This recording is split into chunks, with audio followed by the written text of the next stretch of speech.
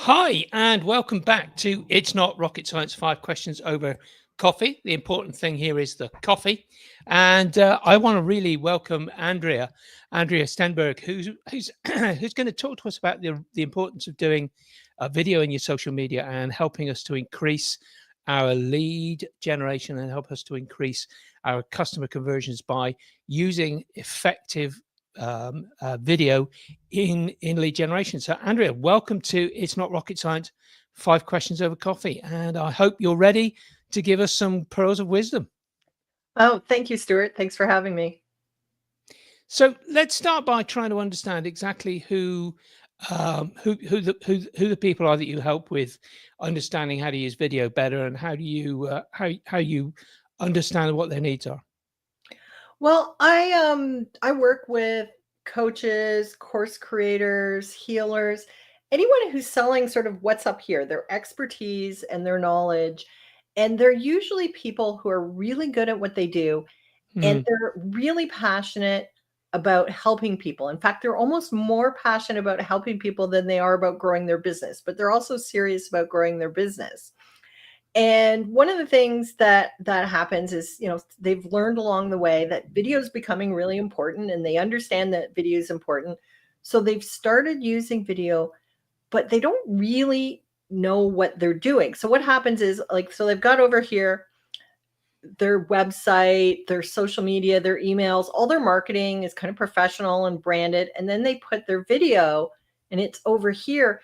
And it almost looks like they're not even coming from the same business, because they've just kind of added it on, and they're doing what I call seat of your pants marketing, where they're just, when they, on the rare occasions they have a few spare minutes, they do a video and they model it on somebody else's, but they haven't really figured out where it fits in their marketing. And really is, I want your marketing and your video to like work together seamlessly like this, so that they all support each other, they all work together, they all look like they're from the same business, and they're all sharing a similar message.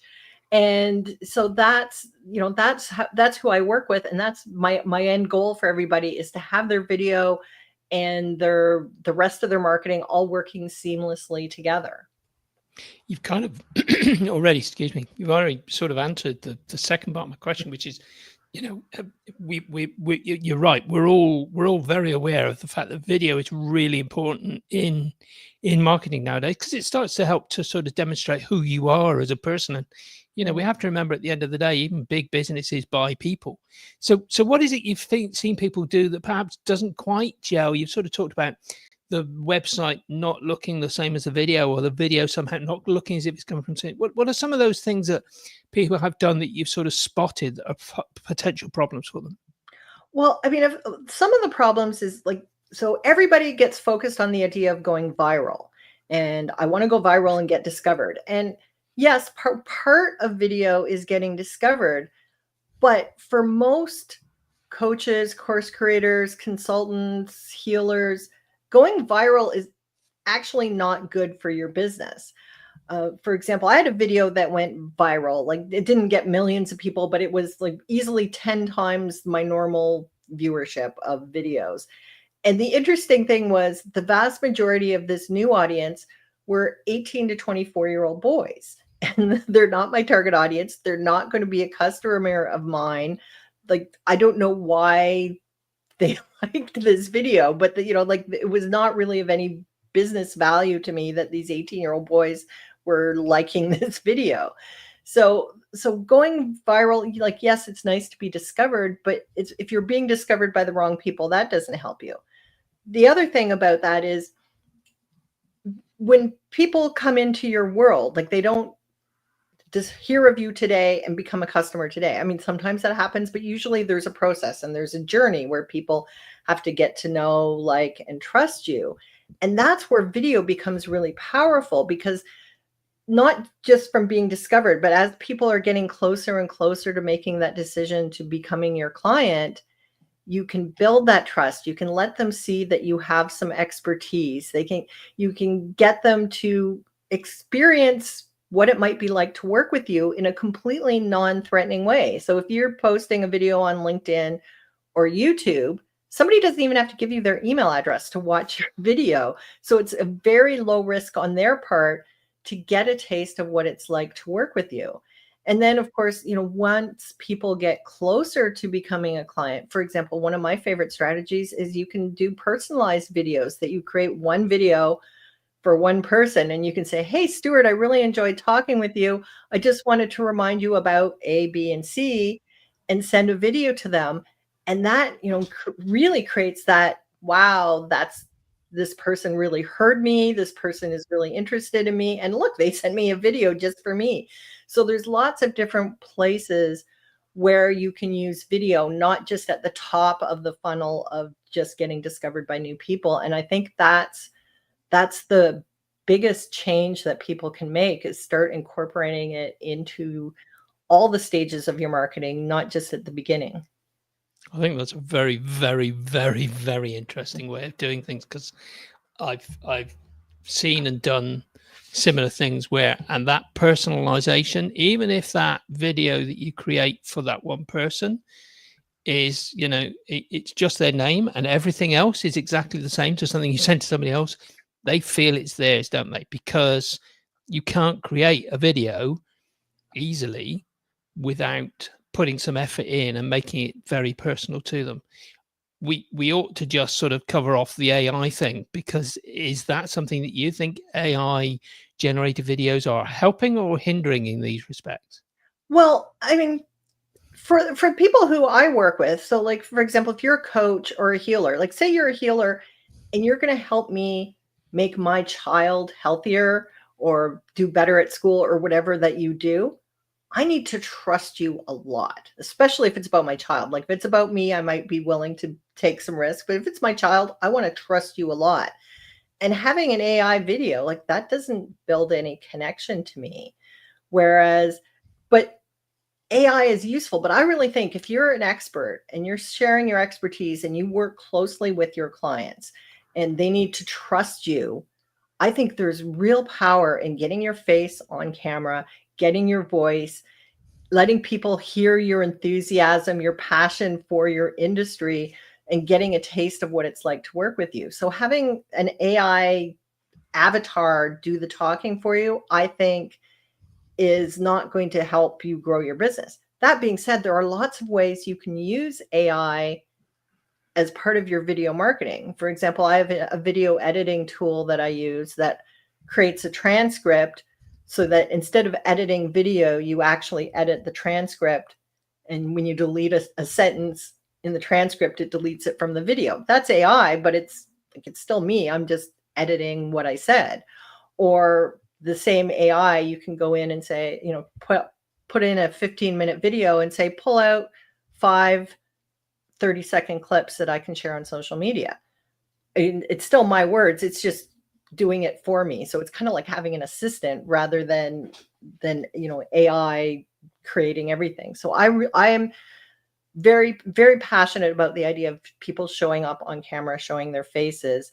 And, I sometimes get pushback from people saying they don't want to. And it's like, you know what? I don't like being on camera either. I'm pushing 60. I'm not as thin. I have, gray hair and wrinkles like everybody else.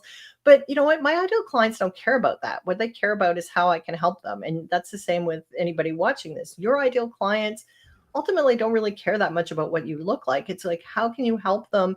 And do they trust you enough that you can actually do the things you say? And video is really the thing that's going to help you. I think you've got a valid point, actually, Andrew, and to an extent, I can remember talking to one consultant who actually said, "At long last, I've got the grey hairs because now it looks like I've got the experience to help you, rather than just having the experience to help you." So sometimes those grey hairs and wrinkles are really helpful and useful. Andrea, let's move on to your the way that you can help people. You have put you've given us an offer that we've put into our vault at systemize.me/free stuff. What's the offer that you've got available for people if they go there and they read about this? Well, the number one question I get from people is, okay, I get video is important, but what do I say?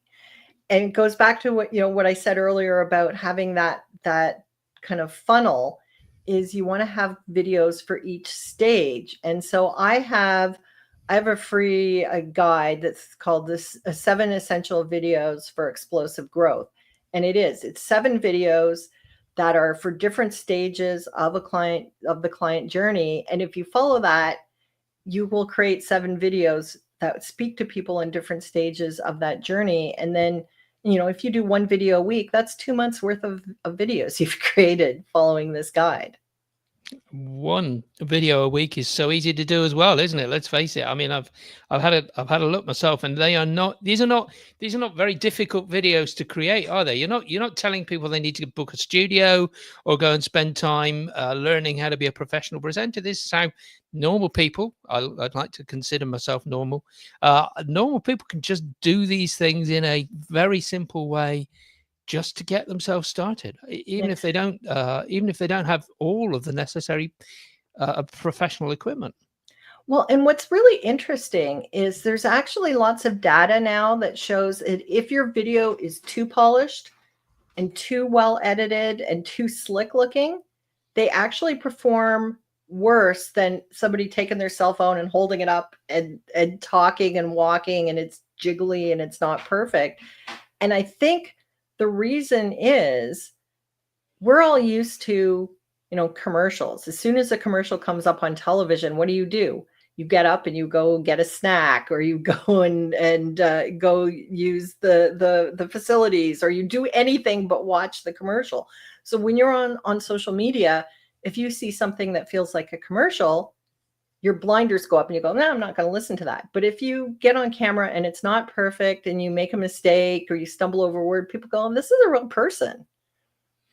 Do you know, we've had a comment in from Derek. Derek's another video person I know, and he's just said AI videos are great and can be personalized to what I've said, but it's still easy to insert some of you. It's the dynamic captions that annoy the heck out of me. And I think Derek's got a point there. You're talking about the fact that we need to be us on those videos, don't you? You're saying that having the jiggliness sometimes just shows that you're a human being and you're still relatable. And that's the really key thing to making your video hit home with people. And I've even seen, like, Tony Robbins was doing video back when we were still using VHS to watch video. And I've seen him now online doing videos where he's clearly holding the cell phone and speaking to the cell phone. So even, somebody who has been doing video for decades is recognizing that sometimes this off the cuff, just speaking to your audience, speaking from your heart, sharing a message resonates better than a really polished professional done in a studio and all the flashy bells and whistles. Sometimes those convert better. So, Andrea, tell us how you got to who you are. Was there a book or a course or something which sort of which you used as a way to sort of help you to understand how video marketing was going to help your business grow? Well, it's kind of, I thought really long and hard about this question because there's lots of things that got me to where I am. And when I started learning video, because as a marketing professional, I knew I had to learn it for me so that I could help my clients figure it out. And there wasn't a lot available, but I came across, I think it was about 2019, somebody had an ad online for a course, and it was going to be like, learn how to do video. And I was like, oh, yay, I'm going to get support. I'm going to get coaching. I'm going to get accountability. And I swear, I think my credit card was smoking. I pulled it out of my wallet so fast to pay for this course. And then imagine my crushing defeat when I opened up the course, and the course was a PDF with 30 topics to do when I went live every day for 30 days, and the hashtag to post with my videos. And I was like, this wasn't what I was looking for. But I went live every day for 30 days, including one day I was at visiting my sisters, and the only place in the house that was quiet enough was the bathroom. And I sounded like I was at the bottom of the toilet because it was all echoey. It was terrible.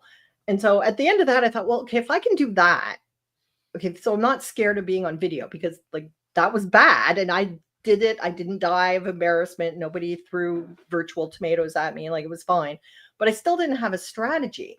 So I spent the next year being very un-Canadian. I started, like, if I saw people doing interesting things with video, I would like message them, say, can we get on Zoom? Can we get on the phone? I'd like to pick your brain and what you're doing. And I just I just spent time talking to people and looking at people and just trial and error and learning from people, because there wasn't really good guidance back then for how to use video as marketing. And so it kind of, but then the other side about it is video marketing, while it is different, it's actually still the same principles as offline marketing. And a lot of times I have older entrepreneurs come to me and say, well, I don't know if I can do video because I'm not a digital native. I didn't grow up with this stuff. And I was just, you know what? If you have the knowledge and the skills to talk to people and talk to customers and find out what their pain points are and talk to them about how you can help them, all you have to do is learn which buttons to push on video, because it's the same skill set, because you're still talking to human beings. And that's really the most important part. Yeah, absolutely. Andrea, that there's a sense in which I'm sure that you've sort of got a question at the moment which you're wondering why I haven't asked yet, and I'm sure that question is the one that you sort of really will help us to sort of to nail what the next step is or something. So I don't have that question, because I've got to admit I haven't thought that deeply about it, but you have got a question that you think I should ask. So what's the question that I should have asked you by now, and therefore once you've asked it, you're going to have to answer it for us? Well, earlier when I said you want to take your marketing and your videos and make them work together, like, they're a handshake. And it's like, well, how do you do that when you're busy? And busy entrepreneur. Good question. I like the question very much. And so my answer is, what I like people to do is turn their marketing on its head and start with video. So if you start with one video that has your message, has your voice, has your face, you start with the video and then repurpose that video. So you take your video and then you're repurposing it into a bunch of other content. You can do it quickly. You can do it easily. AI can help you, but it still sounds like you, because you started with your words, your ideas, your voice. So for example, you take a transcript of your video that you created and turn it into an email or a blog post, or do some LinkedIn posts based on content that you've created. And that does a number of things. I mean, first of all, it saves you time, because you're starting with your words and then you're just recreating it. The second thing is, one of the fundamental marketing principles is people need to hear the same message over and over again. That's why, like, if you're watching commercial television, the advertisers don't make a commercial, play it once, and then never play it again. They play it over and over until we're sick of it, because it takes that long for us to remember it. So if you take a video and then maybe you do an email or a blog post, and then you do a LinkedIn post and maybe a LinkedIn carousel post, that's all on the same messaging, people start recognize it, remembering it. And sometimes they may even think, oh, I've heard that before. That Stuart must be really smart, because I've heard that before, even though they heard it from you. So it's the repetition and the different formats that help. So that's for me, is if you start with the video and then build from there, but using the same basic messaging, you can speed up your marketing, you can make it easier for you and more effective. Brilliant, absolutely brilliant. I love it. Andrea, I mean, you've left us with what can only be described as the action for the rest of the day, which is to do that, start with video and take that first step and go live. I mean, you're right. It didn't kill you to go live 30 times in 30 days. Nobody has yet violently objected to me going live on video, although personally I have, but that's another story. Andrea, thank you so much for encouraging us to sort of go and do these things and really make it happen. I think it's brilliant that you're pushing this message. I wish more people were taking it on board. And I'm just going to ask people if they would value, like Derek was earlier, being alive and listening to us live talking. If you can go to www.systemize.me/subscribe, that takes you to a simple form which allows you to actually just ask for my email once a week, where I send you who's coming up, so that you can do like Derek, join and listen to the comments that are being made. We've got other people here talking as well, and I'm just going to share these with you, Andrea, so that you can answer them. Derek, what is the sweet spot regarding video length? That is a fabulous question. It's one of my most common questions, and my answer is a terrible answer. And it's terrible because the answer truly is it depends. And it depends on a number of things. One, it depends on what your audience is expecting and what they're used to.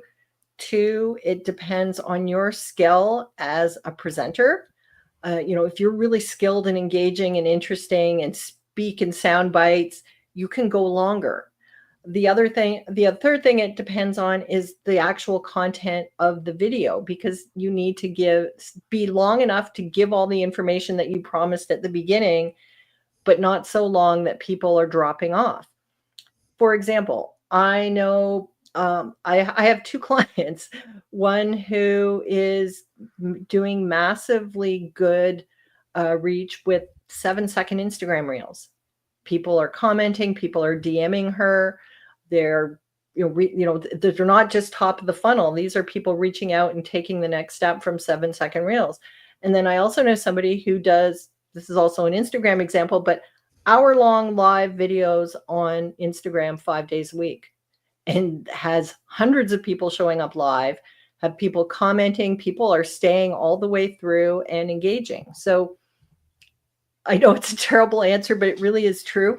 But if you're just starting out, and for example, if Derek's on LinkedIn, if you're doing a LinkedIn live, often 10 to 15 minutes is a good place to start, because there's that that quote that's been attributed to Mark Twain and a few other people is, I apologize, my letter is so long, I didn't have time to make it shorter. So making a really short video that has a complete message and is really succinct is actually challenging. Whereas talking for 10 to 15 minutes, if you have an intro that's 1 to 2 minutes, maybe you have 3 talking points and you have an example or a story for each one of those, that's probably 2 to 3 minutes each. And then you have your closing statement, which is probably at least a minute. There you go. You're already over 10 minutes. So that's a good place to start. And then you can sort of adjust up or down as you figure out what your audience expects from you and wants from you, and also what your skill as a presenter and how much work you want to put into making them shorter or making them longer. Love it. We've got one question from Nicholas. Closed captions are on nearly every video now. They're always wrong somewhere. Do you have a comment on that, Andrea? As closed captions, I've always thought that closed captions were useful because, we do have people who don't necessarily understand all of our accents. We do have people who are not able to hear everything we're saying. Sometimes they're in a busy office and they've got to have the sound off. There are a whole range of reasons why closed captions might be useful. Are you a fan? Yeah, absolutely. I actually have a client who is hearing impaired. So even when we're in person, she's got an app that will do closed captioning. So yes, I think it's important for all sorts of reasons. There's also lots of data that show a lot of people watch videos with the sound off. So if you want to engage your audience having captions, and really it's the problem with closed captions is most of them are done with AI, and the AI is mostly trained with American accents. So if you don't have an American accent, that's problematic. I speak quickly, and some of the AI has trouble with the way I speak. And then if you have, particular terminology for your industry, they may not understand them. Now, depending on what you're like in a live stream, if there's closed captionings, there's not really anything you can do while you're live. If you're editing videos, it just depends how much of a perfectionist you are, whether you go in and edit the closed captioning that the AI created, or whether you just go, what, this is close enough. I've got more important things to do in my business. But closed captioning has gotten better. A year ago, I just about always edited, even on Instagram, the AI closed captioning because they were so wrong. Now, a lot of times I'll just leave them because they're close enough. And, they may get better as time goes on.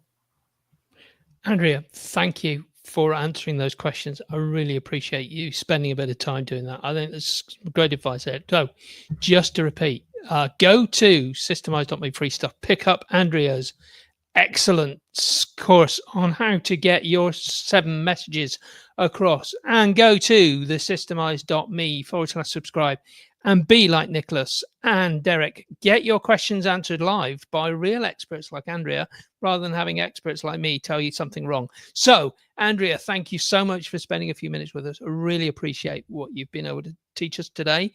And I look forward to getting my videos better because of the advice you've given. Thanks for having me, Stuart.